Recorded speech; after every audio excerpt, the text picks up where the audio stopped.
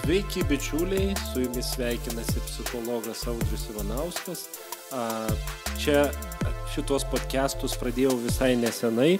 Mane dauguma pažįstate iš YouTube kanalo Audrius Ivanauskas.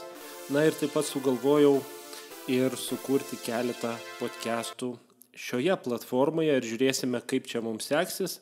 Na, o šitose podcastuose, kurie vadinasi psichologo podcastai, mes kalbame ir kalbėsime apie kiekvienam žmogui svarbės tematikas susijusias su gyvenimu iššūkiais, su gyvenimo kryžkelėmis ir visokiais svarbiais psichologiniais, filosofiniais gyvenimo klausimais, kurie tikrai svarbus kiekvienam žmogui. Ar tu būtum vaikas, ar tu būtum paauglys, ar tu būtum suaugęs, ar tu būtum senelis, močiutė ar dar kas nors. Taigi dėl to ir sukūriau šitos podcastus, kad būtų naudinga žmonėms pamastyti, pagalvoti apie savo gyvenimą, na ir žingsnis po žingsnio artėti link tos išsvajotos brandžios asmenybės, nes mes kiekvienas augame ir tobulėjame kiekvieną dieną nuo pat gimimo ir per visą savo gyvenimą.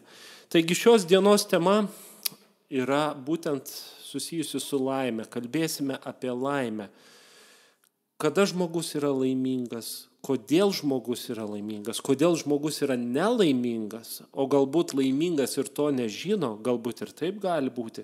Taigi tiesiog atidarysime tokią tematiką, kuri tikrai yra plati ir kiekviename, galima sakyti, podcast'e, tai ką ir dariau pirmame podcast'e, nes kalbėjau apie stresą, tai irgi susiję dalykai su laime, nes daug kas priklauso nuo to, kaip mes sprendžiame stresą, tai ką minėjau ir pirmame podcast'e. Na, o šiandien taip pat pabandysime dar giliau panagrinėti, ką daryti, kad žmogus būtų laimingas. Pradėti pokalbį norėčiau nuo tokio dalyko, nuo tokio pasakojimo, kaip čia pasakyti, palyginimo, galbūt pamąstymo apie žmogų. Taigi įsivaizduokite, mažas vaikas, paimkime vaiką maždaug 5-6 metų, kuris svajoja, jisai labai nori eiti į mokyklą ir mąsto, kai eisiu į mokyklą, va tada tai būsiu laimingas. Ir sulaukia tos išsvajotos dienos, rugsėjo 1, ateina į 1 klasę, na ir pamato, kad čia bus rimtų reikalų ir tada pradeda svajoti, kai baigsiu mokyklą, va tada tai iš tikrųjų būsiu laimingas. Ir ateina ta iškilmių diena, vaikas jau ne vaikas, 12 klasę baigė jau ne vaikas ir labai džiaugiasi tuom savo pasiekimu, brandos atestatu ir džiaugiasi tuom, kad baigė mokyklą. Na ir laikui bėgant, jisai supranta, kad laimės buvo, bet kažkur jinai dingo. Na ir tada ateina kitų minčių. Galvoja, įstosiu į universitetą, pradėsiu studijuoti, tapsiu studentu, va tada tikrai būsiu laimingas. Na ir pasiekė savo svajonės, įstoja į universitetą, po kiek laiko galvoja, wow, kiek čia reikia darbų, kiek čia egzaminų visokių, kiek streso, kiek nemigos naktų. Ir galvoja, baigsiu universitetą, gausiu diplomą, tada 100% būsiu laimingas. Na ir kas toliau vyksta? Praeina 4 metai ar ten 6 su magistru, baigia studijas, diplomų įteikimo šventė, ceremonija, visi laimingi, džiaugiasi, bet tas džiaugsmas trunka dieną, porą dienų, po to galvoja, o ką dabar daryti? Ateina visokiausių minčių, norų, svajonių ir galvoja, susirasiu darbą, tada tikrai būsiu laimingas.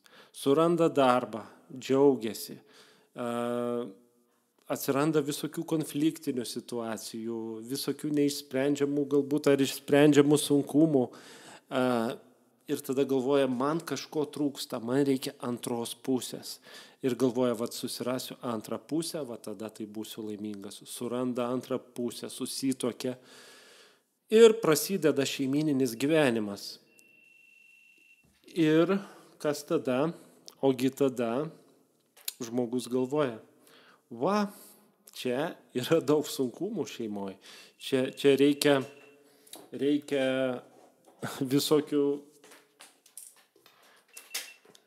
visokiausių atsakomybės neštis, visokių vargų, nemigos naktų, vaikai atsiranda, verkia naktim, pampersus, vystiklus keisti reikia, jaudintis dėl vaikų ir tada ateina minčių tokių, kad užaugs vaikai, tada būsiu laimingas. Ir taip žmogus vis svajoja ir svajoja, vis atrodo gaudo, nori sugauti tą laimę ir ta laimė tik trumpam apsilanko pas žmogų ir staiga kažkur toliau nukeliauja ir žmogus vis juda ir juda į priekį, kad pasiekti tą laimę.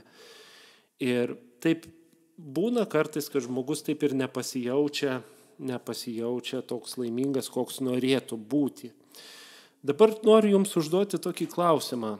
Ar tas siekimas, tų visų dalykų, kurios žmogus siekia per gyvenimą, pavyzdžiui, baigti studiją, surasti antrą pusę, užauginti vaikus, surasti darbą, būti gerų darbuotojų, visada bus iššūkių, visada bus stresorių.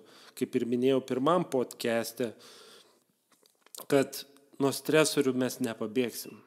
Mes negalim pabėgti nuo streso.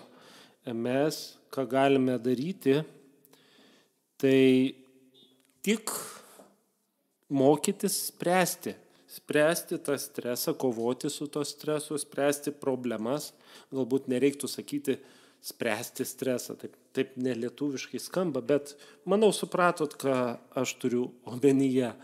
Taigi mes turime tobulėti iš tikrųjų ir eiti žingsnis po žingsnio į priekį ir suprasti, kad mes eidami gyvenimo keliu, mes augame kaip asmenybės. Tačiau yra problema pas žmonės ir taip pat pas mane, manau, kiekvienas susiduriam su tokiom problemom, kad žmonės iš tikrųjų mes dažnai vaikomės, rūpinamės tokiais dalykais, kurie iš tikrųjų tik apkrauna mus, nors tie dalykai mums yra kaip ir nereikšmingi. Pavyzdžiui, mes jaudinamės dėl kažkokių žvaigždžių, perskaitom kažkokį tai straipsnį ir galvojam, kaip ten viskas išsinarplios, kaip ten bus tam ir tam. Nors mes tų žmonių iš tikrųjų nepažįstam, nežinom apie juos, tik tai žinom, ką mums žiniasklaida pateikia ir socialiniai tinklai ar televizija. Bet mes tokiais dalykais rūpinamės ir panašiai. Ir mes rūpinamės ne tais dalykais, kuriais turėtume rūpintis. Mes dažnai persikraunam visų tų, kaip čia pavadinti, šlamšto į savo kasdienybę prisikrauname ir paskui dar visą tai prideda ir papildomo streso, ir papildomų jėgų, ir mes iššvaistome tą energiją, kurią mes turime. Taigi mes turėtumėm atsirinkti tai, kas iš tikrųjų yra svarbu ir vertinga. Todėl kiekvienas iš mūsų turėtumėm pamastyti iš tikrųjų, kasgi man ir mano šeimai, mano artimiesiems, mano draugams, mums visiems yra vertinga. Galbūt tai, dėl ko aš jaudinos, tai gali būti krepšinio varžybos. Yra sirgalių, kurie labai jaudinasi, ten išloš komandą ar neišloš ten. Aišku, tai gali teikti ir džiaugsmą. Nieko nesakau, bet kiekvienas asmeniškai patyrinėkite, ar tai jums daugiau duoda pliusų ar minusų. Ką jūs labiau paaukojate dėl to, kas nukenčia nuo to. Galbūt tai nukenčia santykiai su draugais, galbūt darbas, galbūt santykiai su šeima, galbūt nukenčia jūsų laikas, reiktų pasverti, nes čia kiekvienam individualiai nėra vienintelio trafareto, kuris tiktų visiems. Yra tik vienintelė taisyklė, kad tai, ką mes užsikrauname savo ant pečių, tą ir nešiojame. Todėl labai svarbu, ką mes krauname, patyrinėti, ką mes ten nešiojame ir čia kiekvienam individualiai. Todėl nėra kažkokio trafareto, kaip visiems vienodai pateikti galima būtų, ką nešiot, ką nenešiot ar panašiai. Ir be to dauguma, galbūt jeigu pasakyčiau, ką nešiokit, ko nenešiokit, kai kurie galbūt net pasipiktintumėt, nesakytumėt, man tai yra svarbu va tie dalykai, o kitas sakytų, eik, o man va būtent šitie dalykai ar panašiai. Taigi labai svarbu kiekvienam patyrinėti save, patyrinėti tai, ką kiekvienas iš mūsų nešiojame ant savo kupros, taip simboliškai pasakysiu. Tai va, o kas iš tikrųjų, dabar gerai, kyla klausimai turbūt jums beklausant, kas iš tikrųjų yra svarbu, kas iš tikrųjų yra naudinga ir vertinga. Santykiai, intimus santykiai. Žmogui intimus tai neturiu omeny seksualiniai santykiai, tai turiu omeny artimi santykiai, galbūt taip reiktų pasakyti. Nes kaip ir praeitą kartą minėjau apie streso resursus, tai minėjau, kad yra išoriniai streso resursai, kurie padeda nugalėti stresą ir mus padaro stipresniais. Tai būtent žmonės vieni kitiems mes galime padėti.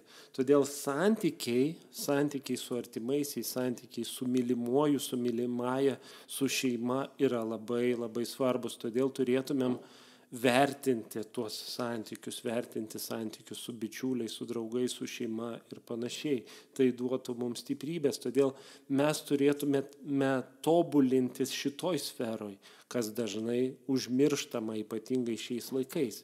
Bet nuo to mes nepabėgsime, mes esame žmonės ir mums šitie dalykai yra be galo svarbus. Prieikime prie sekančio dalyko, tai laikas. Kaip mes jį paskirstome. Irgi laikas yra toks dalykas, kuris yra mums vertingas. Tai ar mes švaistome laiką prie televizoriaus, prie kompiuterinių žaidimų. Galbūt vienas švaisto, kitas nešvaisto. Čia sakau individualus dalykas. Todėl kiekvienas turi pažinti save vis labiau ir pasižiūrėti, kam jisai skiria savo laiką, kam aukoja savo laiką, nes visur tikrai negalime suspėti ir mes kažką aukojame. Aukojame ar santykius su draugais, aukojame galbūt keliones, galbūt darbą ar panašiai. Galbūt aukojame laiką žaisdami kompiuteriu ir kažko galbūt nesužinome, nepasimokome, galbūt galėtumėm gauti kažką iš knygos ar paskaitos, kurią galėtumėm paklausyti ar panašiai. Taigi laikas, mes turėtumėm vertinti laiką ir pasižiūrėti, kaip mes jį naudojame. Taigi mes turime augti, mes turime judėti į priekį. Mums svarbus tas dvasinis augimas. Ir mes turime vis judėti į priekį. Aišku, žmogus per gyvenimą paslysta, išgriūna ir gali klimti į įvairius spastus, įvairias duobes, iš kurių po to sunku išlipti. Bet iš kiekvienos duobės galime išlipti, žinoma, ir savo jėgomis, jeigu jų turime. Čia simboliškai dabar pasakysiu, kad mes galime išlipti iš tų duobių, bet jeigu turime energijos, taip pat mums gali padėti ir šalia esantis mums svarbus žmonės.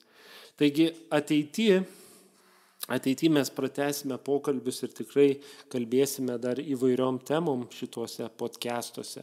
Kalbėsime apie santykius, apie konfliktus, apie bendravimą, apie laiką, apie motivaciją, apie visus dalykus, kurie veda kiekvieną žmogų prie augimo, supratimo, mokymosi gyventi ir panašiai. Na, o šiandien tikiuosi šitie pamąstymai apie laimę davė jums kažkokių minčių apie kiekvieną iš jūsų, kurie klausotės, apie jūsų kasdienybę ir galbūt jūs kažką darysite toliau ir judėsite į priekį. Na, o mes susitiksime dar ateityje šitose podcastuose Taip pat kviečiu jūs į YouTube kanalą, tenais jau yra virš 100 video padaryta, nufilmuota įvairiom temom. Tai čia dar tik antras podcastas, tai kas yra nauji, kas būtent radote šitą podcastą, tad kviečiu ir į YouTube kanalą. Na, o čia susitiksime labai greitai ir kalbėsime toliau įvairiom svarbiom temom. Tad ačiū Jums už dėmesį ir iki kito karto. Ate.